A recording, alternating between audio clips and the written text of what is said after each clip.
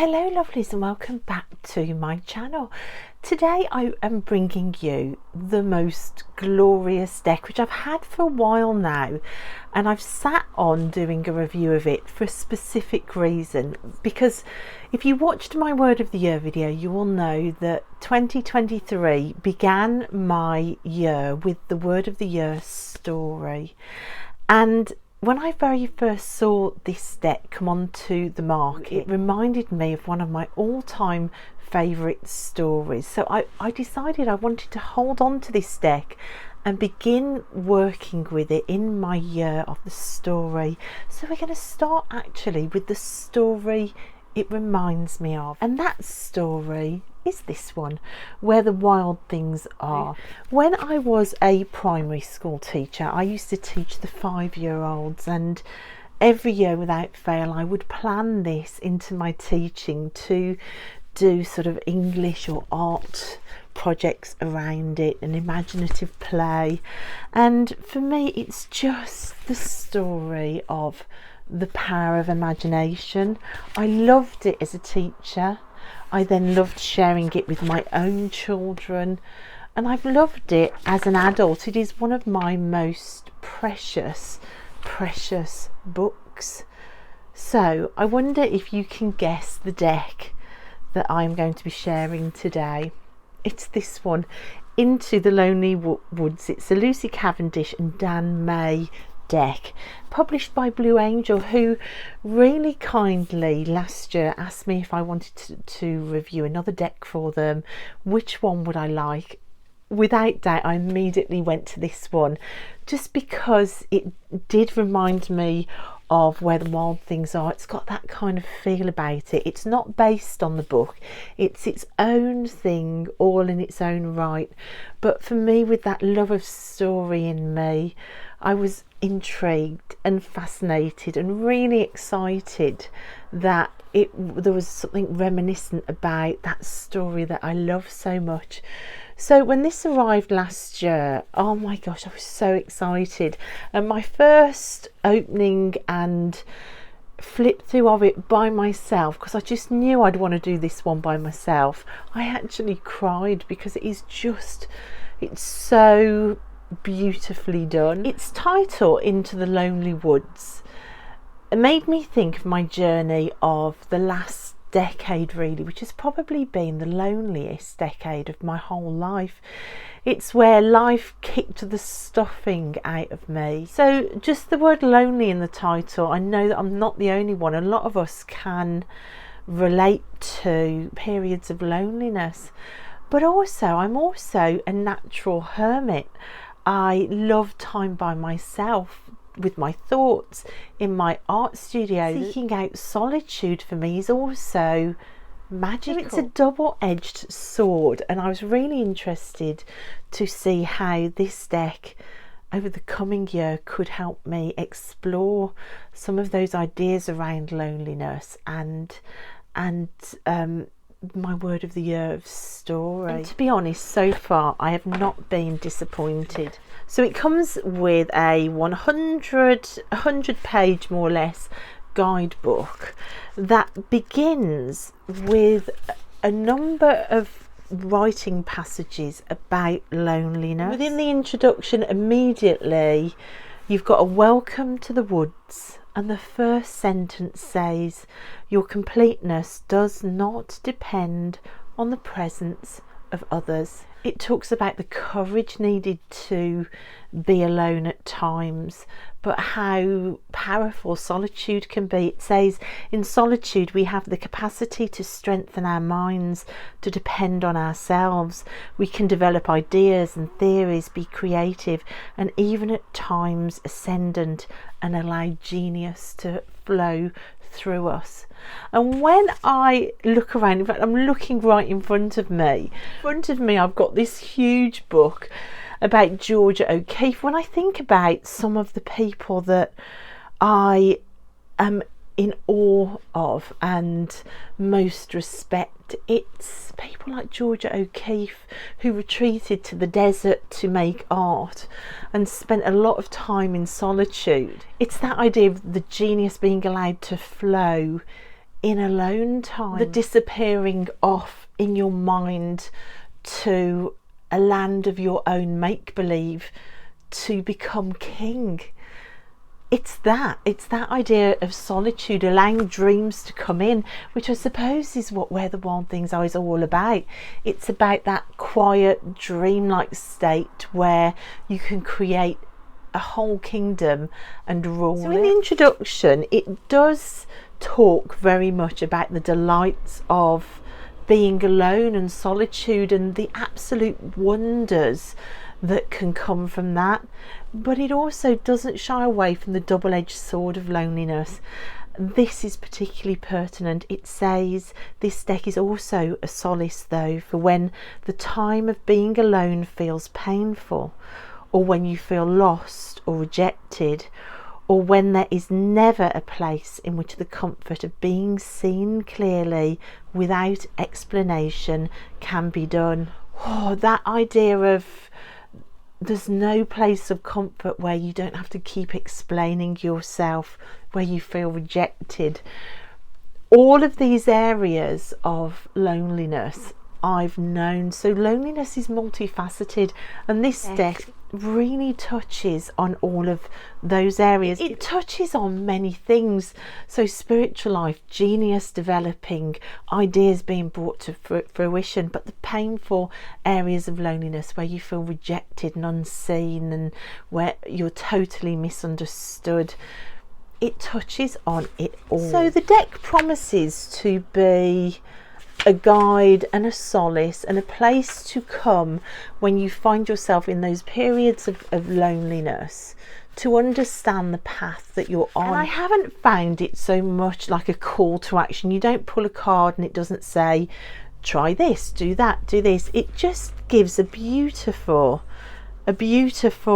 explanation of where you might be. So if for instance I pull, let's just split the deck and pull one. So card 26 is the Fortunate Companion. Look. I'm going to show you the cards in a bit, but I just want to give you the general feel of the deck first, because I just think it does something different to sort of action advice decks. So card 26 is the Fortunate Companion. So it says when we walk alone for a time, and especially if we've walked alone to learn to know who we are once again, allowing others in is a very vulnerable experience, yet it is worthwhile. There is a fortunate companion who wants only to share their friendship gladly, with no demands or expectations, but with joy at having you by their side for a time. When you both connect, there grows good fortune for you, benefit each other with the gifts of laughter, sharing and understanding. Trust and listen as they share the secrets of their soul, for you too are safe to share what lies so very deep within you with this kindred spirit, this fortunate companion of the lonesome path. So you can see there's kind of a story itself told within the card that would just possibly trigger you to think about where you are. I mean, for me, that card and the story of these two lonely travellers meeting and being vulnerable enough to share time and laughter and space together, it kind of prompts me to think, well, where could I do that? Have I been doing that? Is that something I need to work on? You know, where could I meet a fortunate companion, not necessarily to share everything with, but a bit of laughter or just some time together on the path. So it's like a story deck with mini stories explained within the cards that can just prompt somebody who finds themselves on a solitary path, whether that is spiritual, emotional, or in reality you're on your own. And I love it for that. Though it isn't based on this, for me it kind of fills the same sort of space, fills the space of travelling off on your own. Doesn't need to be in reality, it could be in your mind, and just exploring the stories that you find on that lonesome path, or in the lonely woods, as it were. So I'm going to turn the camera around now.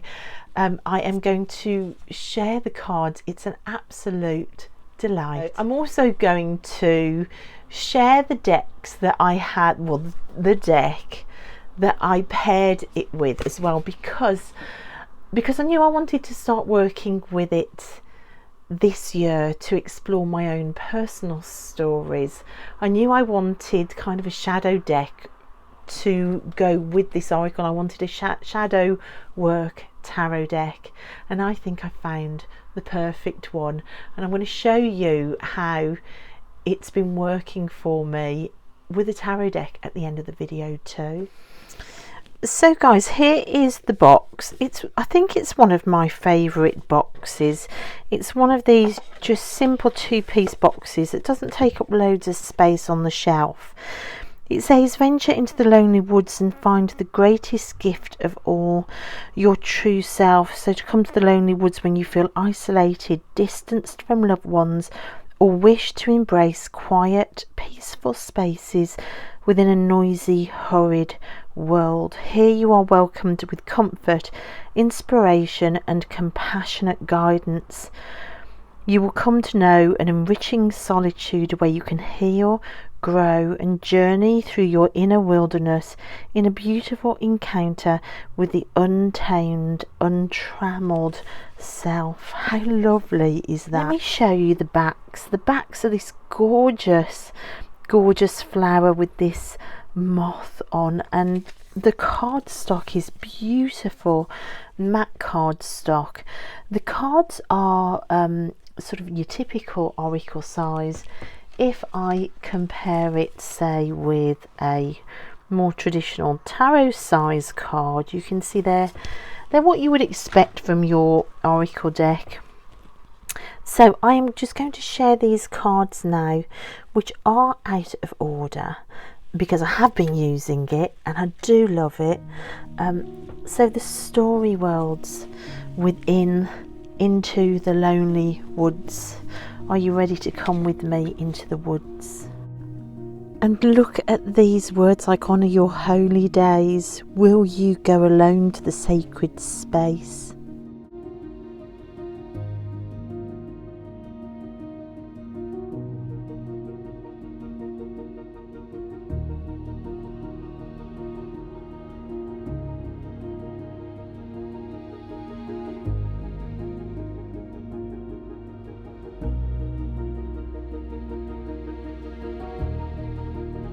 There will be times when being alone can make us feel so very small and full of doubt. Look at this card in the vastness of it all. Do we matter? Do others care? Why do I feel so lost? And the vastness of the silence that greets these questions may seem to confirm our insignificance, but in time you will feel a part of it all, and your form, your shape, your being will fit within the greater design of the world. I love this card. It speaks of the fact that we become strange at moonlight, and the fact that others are not our saviours, nor is their role to fill the space and silence of night or of day. We must do this first by entering the void of night and bringing it to life. This is about being our own saviour.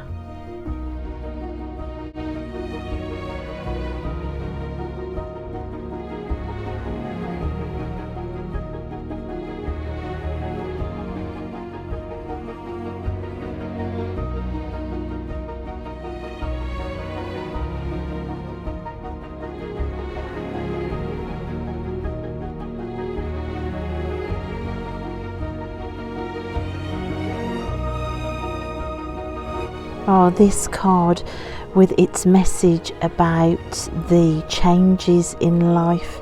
It says, take a moment to look upon what once was, to let it go, to give it honour, to say goodbye, and then to slowly stumble into the mysterious unknown, which holds what will become the beautiful future.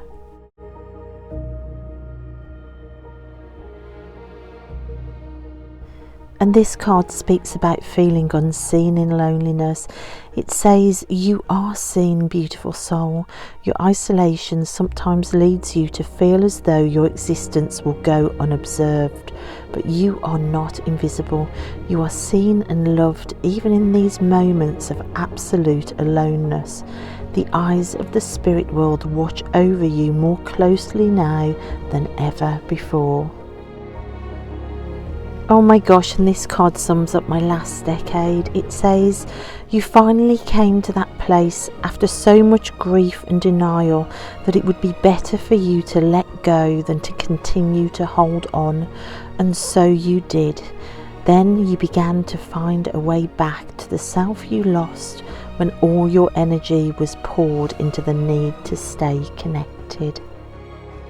And I love this card for immersing yourself in the work. It says there are times to walk and then there are times to swim. The path has taken you into the waters of the deeper self, your unfelt emotions, the mysteries of the psyche, the flowing nature of who you are fearful to be. All these mysteries can be explored. So what are the gifts of the lonely path? The guidebook says the sensation of the air, the scent of the bud, the song of the bird, the wisdom of the trees, the knowledge of the steady earth beneath your feet, precious insights that you may never have seen or felt or understood had you not been in isolation for a time. There are gifts here on the lonely path. Receive them and make them yours.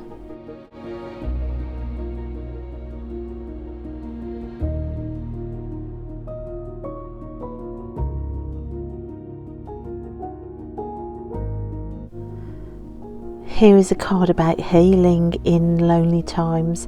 It says we put down all the instruments of distraction and allow what we have avoided to rise within us, and we will find that what we feared is beautiful. You are fascinating and have so many layers, and you deserve the time to understand these or to appreciate the never-ending mystery of who you are.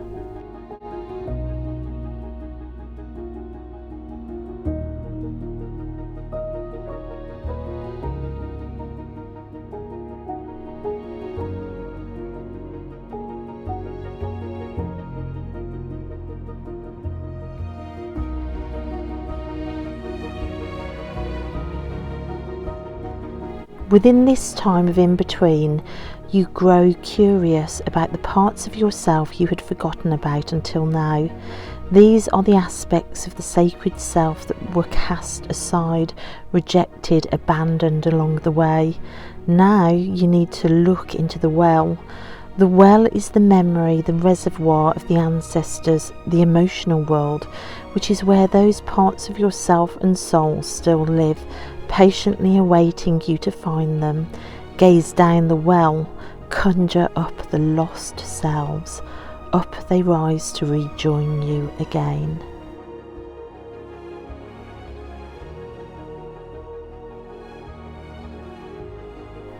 Being alone can heal us and bring us back from the dark place that is loneliness, a state we can experience even when amongst others. The comforting, healing qualities of solitude are yours, and these arrive spontaneously, unscheduled, without artifice. Your spirit desires you to breathe light right through your entire being until you shine with the radiance that is in your soul. Call back to yourself the wandering parts of your mind and soul that departed when they knew others could not understand them.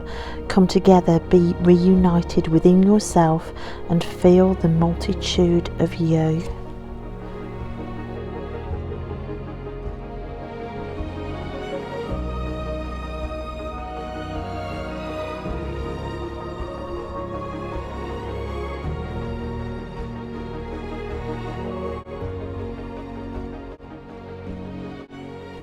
So there you go, guys. Those are the cards, and what I read out were just snippets of some of those little mini stories, those descriptions for each card. Each I feel, in their own right, a little mini story about a different aspect or facet of loneliness or solitude.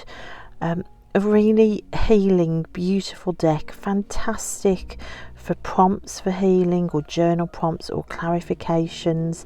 Lots to use as well, not only in this beautiful, gorgeous imagery, but also in these really open-ended phrases on each card. I think that, combined with the story, somewhere within all of that, there is just a fantastic prompt to sit with the card and to find out what it means for you, the prompts it's giving you. Again, I just think this, paired with tarot as well, is just a beautiful way of opening up the meaning of a tarot spread, and it is like a gallery in a box. The artwork is just so stunning. Now, the card deck I've actually been using with it, this is the Somnia Tarot. The minute I got this deck, I knew that these two decks were the ones that I wanted to use to explore my own personal story. And so far this year, they have been, I would say profound is the only word that I can use for them. I mean, look at this, every character holding either a staff or a sword there. It's a combination of the energies, although the art style is very different, I do know. It takes you to a shadow place. I mean, and the fur is kind of reminiscent of some of the shrouds of this. It's going to be a combination that I'm pretty certain will be out throughout the whole year for me to explore the connections and what it's revealing to me about my own personal stories that I carry with me. Stories that may actually be better off dropped. So it is kind of delving into the shadow space or going deep, like this card says. But I think this oracle, combined with any deck, any tarot that you can use to really delve the depths of narrative, it would just be a perfect coupling, because I think this, for me personally, is very held within story, the story of what it's like to travel into the lonely woods and to tread its paths. It's a place where you're naturally becoming introspective because you're in the lonely woods at the end of the day. So I think any tarot that helps you get to that place and can be a companion in the lonely woods would work absolutely brilliantly with this oracle deck, which I absolutely love. So it's 45 cards of beautiful artwork, 45 cards of really heartfelt story. For me so far, it's given me insight into my time spent alone. It's helped me claim the power back of being alone. This card in particular was pulled in the spread about power, and when I stepped onto the lonesome road for the first time, that's when the Morrigan stepped forward. So to see this image with the crows, it meant such a lot to me, and it made me realise the power and the gifts that are to be found in stepping into the lonely woods. Rather than berating myself for having hidden away, it helped me to view it as a much needed time to heal, so I don't pass on anything that was done to me, to heal, to recover, and to spend time alone to make sense of the unimaginable. there's power in that it was much more than hiding, and this card helped me to see that. I love this deck. I think it's 45 mini stories about what loneliness and being in the lonely woods can be about. It touches on all the facets of loneliness. It prompts you to think about your own journey in the lonely woods and to explore different aspects of it. And for me, it's just perfect for what I started doing in January. So I will leave all the links to this deck in my description box. I just think it is wonderful. Thank you, Blue Angel, for entrusting this beautiful box of artwork and story and heartfelt imagery into my hands. It is much appreciated, and it will be used with much love. I love it already. Like I say, I waited to use it for when my word story kicked in. For me, it felt important to honour that change of the year and the change of my word of the year. But I couldn't wait, and it got flipped through more times than I care to even admit, because I just think the artwork, it's just a masterpiece of a deck. So guys, thank you so much for joining me while I share this deck and the thoughts that it throws up about loneliness and what loneliness can be. I hope you enjoyed it. Let me know what you think of the deck. Do you love it as much as I do? Are you pulled into this gorgeous imagery and these amazing key phrases that can just open up all sorts of stories for you? Let me know what you think, and thanks for watching, and I'll see you next time. Bye.